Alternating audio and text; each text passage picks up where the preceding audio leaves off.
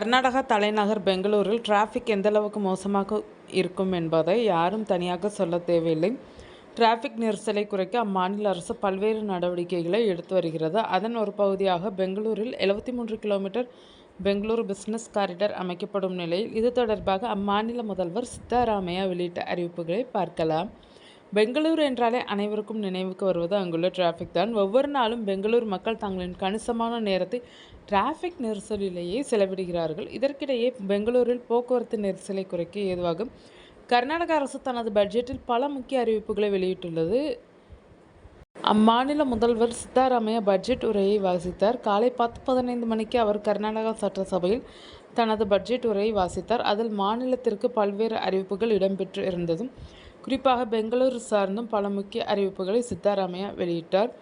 பெங்களூரு போக்குவரத்து நெரிசலை குறைக்க 73 கிலோமீட்டர் நீள பெங்களூரு பிசினஸ் காரிடார் கட்டம் 1 அறிவிக்கப்பட்டிருந்தது. இதற்கான நிலம் கையகப்படுத்தும் பணிகள் துரிதமாக நடந்து வருகிறது. தும்கூர் சாலை முதல் ஓசூர் சாலை வரையிலான இந்த திட்டத்திற்கு விவசாயிகளுக்கு முன்னுரிமை அடிப்படையில் இழப்பீடு வழங்கப்படுகிறது. இச்சாலை 4 ஆண்டுகளுக்குள் கட்டி முடிக்க இலக்கு நிர்ணயிக்கப்பட்டுள்ளது. ஹெப்பால் சந்திப்பிலிருந்து HSR லேஅவுட் சில்க் போர்டு வரையிலான வடக்கு தெற்கு காரிடார் மற்றும் கேஆர்புரம் முதல் மைசூர் சாலை வரையிலான கிழக்கு மேற்கு காரிடார் என மொத்தம் 40 கிலோமீட்டர் சுரங்கப்பாதை சாலைகள் 40,000 கோடி ரூபாய் மதிப்பில் திட்டங்கள் அங்கீகரிக்கப்பட்டுள்ளனர்.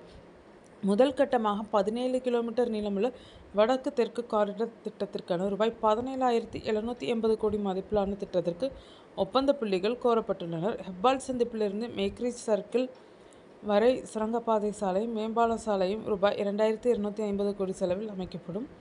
பெங்களூரு நகரில் போக்குவரத்து நெரிசலை குறைக்க நெலமங்கலா பிடாடி இடைநிலை ரிங் ரோடு BMRDA மற்றும் உள்ளூர் நிர்வாகத்தின் நிதி பங்களிப்புடன் அமைக்கப்படும்.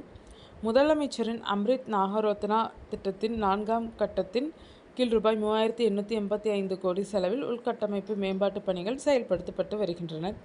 இதுவரை மாநில அரசு இதற்காக ரூபாய் 1,711 கோடியை செலவிட்டுள்ளது. நடப்பு நிதியாண்டில் கூடுதலாக ரூபாய் 500 கோடி வழங்கப்படும்.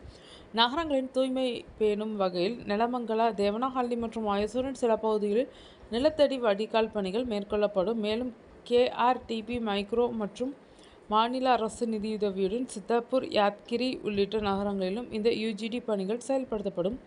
மகாத்மா காந்தி நகர் விகாஸ் யோஜனா 2.0 திட்டத்தின் கீழ் 2026-27 நிதியாண்டில் புதிதாக மேம்படுத்தப்பட்ட ராய்ச்சூர், பிதர், ஹாசன் ஆகிய நகர கழகங்களுக்கு தலா ரூபாய் 200 கோடி ஒதுக்கப்படும் என்று அவர் தெரிவித்தார்.